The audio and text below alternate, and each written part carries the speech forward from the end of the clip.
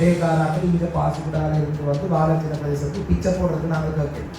அவங்க கோடிக்கணக்கில் உழைக்கிறது, பிரதேச சபைக்கு கட்ட வேண்டிய ஒரு வீதம் வரி காசு அவங்க கட்டுறது மறுக்கிறாங்கன்னு சொல்லி சொன்னாங்க. அது உங்களுக்கு எதிராக நடவடிக்கை எடுக்கிறது. எங்களுக்கு நீங்கள் கவர்மெண்ட் ஸ்டாஃப்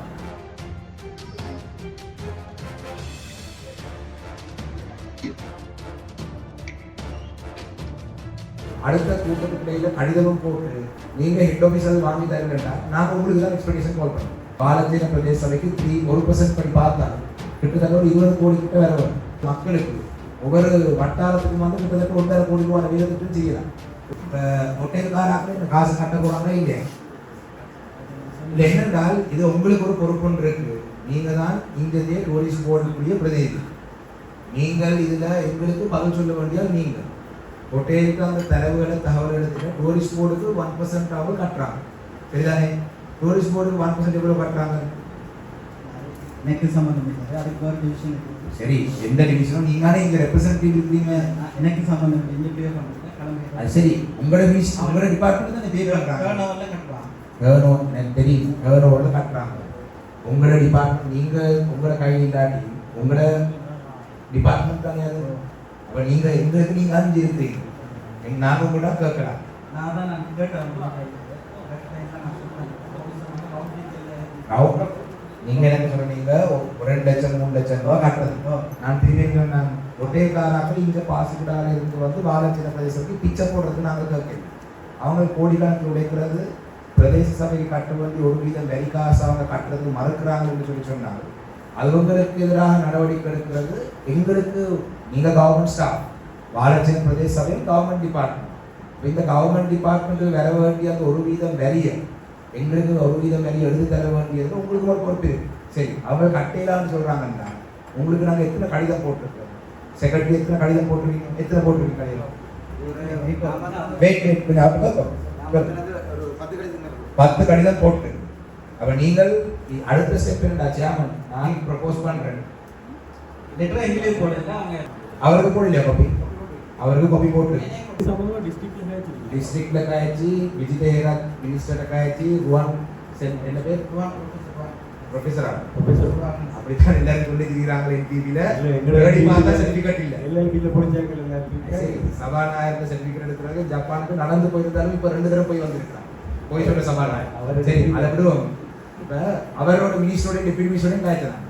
2 பேரும் சொல்லியிருக்கிறாங்க ஏனைய பிரதேசங்களை கட்டுறாங்க. உங்களோட பிரதேசத்துல கட்டல் என்றால் அவங்களுக்கு நீங்க லீகல் ஆக்ஷன் எடுக்க சொல்லுங்க. சேர்மன் நீங்க உடனடியாக நீங்களும் இந்த விஷயத்துல எங்களோட கட்சியை சேர்ந்து கை சார்ந்ததுக்காக உங்களையும் நாங்கள் இதுல சும்மா விடையிலாது. நீங்களும் இதுல பிள்ளை ஏன்னா இது வந்து வரி வர வேண்டிய காசு நீங்க இன்னும் மறுபடியும் செய்யணும். நீங்க உடனடியாக அப்படி அவங்க காசு தர மறுத்தாங்கன்னா இனி வர போறது சீசன். பாசிபிளா ஹோட்டல்ல குப்பை எல்லாத்தையும் இருக்கிறது நிப்பாட்டும். குப்பை இல்லாம எல்லா குப்பையும் வச்சிருக்கணும். மற்றது ஜாயிண்ட் இன்ஸ்பெக்ஷன் ஒன்று செய்ய உடனடியாக பிரதேச சபையாக அதில் எல்லாம் லீகல் கன்ஸ்ட்ரக்ஷன் வச்சிருக்கிறாங்க. எங்களோட அதிகாரத்தில் இருக்கிற விஷயங்களை நாங்கள் நடைமுறைப்படுத்துவோம். உடனடியாக ஒரு ஜாயிண்ட் இன்ஸ்பெக்ஷன் ஒன்று செய்து ரிப்போர்ட் பண்ணுங்க. சட்டவிரோதமாக இருக்கிறது இவருக்கு நீங்கள் கடிதத்தை போடுங்க. அடுத்த கூட்டத்துக்கு இடையில கடிதமும் போட்டு நீங்கள் ஹெட் ஆஃபீஸர் வாங்கி தருங்கட்டா நாங்கள் உங்களுக்கு தான் எக்ஸ்பெக்டேஷன் கால் பண்ணுவோம். அதை இல்லை, அது லீகல் ஆக்ஷன் பிரதேச சபை போட்டோம். அது நான் இல்லை போடுறது.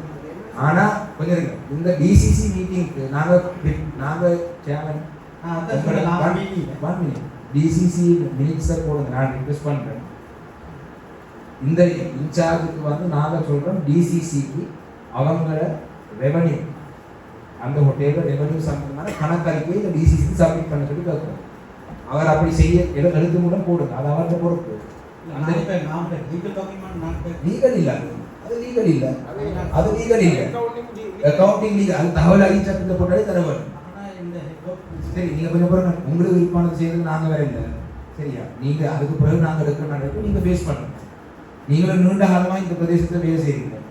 சரிதானே? இந்த பிரதேசத்தில் நீங்க வேலை செய்றீங்கன்றதுக்காக நாங்கள் எனக்கு முடியும் தனிப்பட்ட கோபம் ஒன்றும் இல்லை.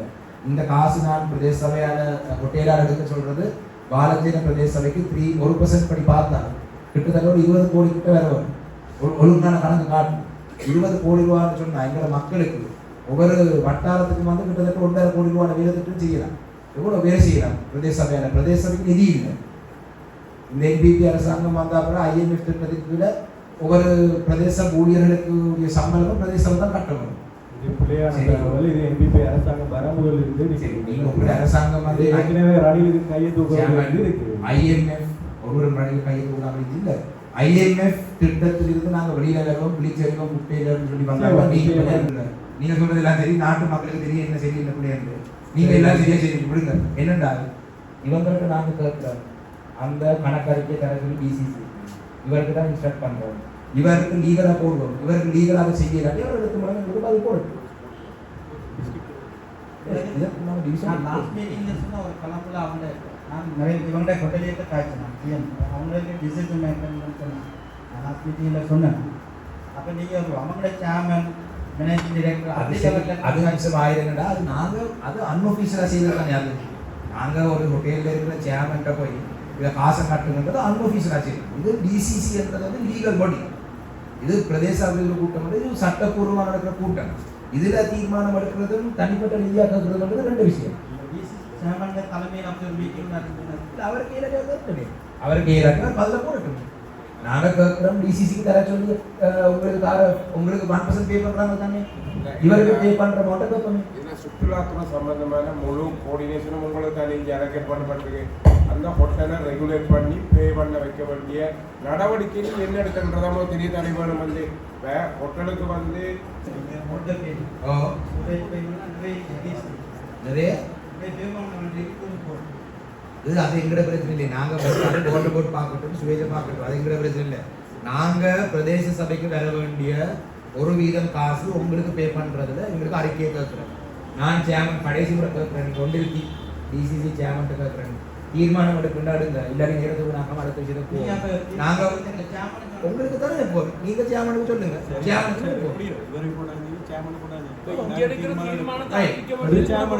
ஓகே இல்ல இவருக்கும் போடுங்க. இல்லாட்டி இவர் சேர்மனுக்கு அனுப்பியாச்சு, அதுக்கு பதில இருந்து இவர் சொல்லலாம்.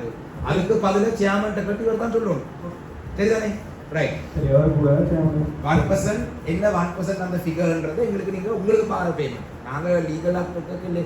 இது ஒரு டிவைஸ் ஆஃபீஸ், நீங்க ஒரு டிபார்ட்மெண்ட், அது ஒரு பிரதேச சபை. 1% உங்களுக்கு அவங்க பே பண்ற மாட்டோம். ஒவ்வொரு ஹோட்டலும் கடந்த 3 வருஷமா பே பண்ண தொகையை நீங்க எவ்வளவு அமௌண்ட் எங்களுக்கு லிஸ்ட் அவுட் பண்ணிட்டாங்க. நாங்கள் உத்தியோகமாக ரிக்வெஸ்ட் பண்றோம். அதை நீங்க திரையிலான்றதுக்கான காரணங்கள் எடுத்து மூலம் டிசிசிக்கு தான்.